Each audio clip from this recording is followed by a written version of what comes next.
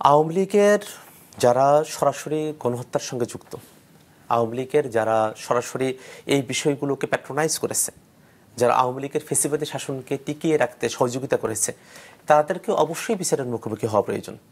এবং আওয়ামী লীগের মধ্য থেকে আওয়ামী লীগ যে তারা যদি অনুশোচনার মধ্য দিয়ে যেত, আমরা তো বাংলাদেশের যে এতগুলো মানুষ, অনেকেই তো আওয়ামী লীগের সাধারণ ভোটার ছিলেন, যারা হয়তো সরাসরি হত্যাকাণ্ডের সঙ্গে যুক্ত নন, কিন্তু তাদের আওয়ামী লীগকে সমর্থন করাটুকু, আওয়ামী লীগ ভোট ডাকাতি করার পরে, আওয়ামী লীগ লুটপাট করার পরে, আওয়ামী লীগ বাংলাদেশে গণহত্যা চালানোর পরেও যারা আওয়ামী লীগকে সমর্থন দিয়ে গেছে, অবশ্যই জাতির কাছে তাদেরকে ক্ষমা চাওয়া প্রয়োজন। এবং এই যে তারা এখনো পর্যন্ত এই অনুধাবনটা করেন না, এবং তারা বাংলাদেশের একক ঠিকাদারি নিয়ে রেখেছেন, তারা মনে করেন যে ৭১ তারা সম্পূর্ণ করেছেন, যদিও সেটা সম্পূর্ণ ভুল একটা ন্যারেটিভ, এটা একটা আওয়ামী বয়ান।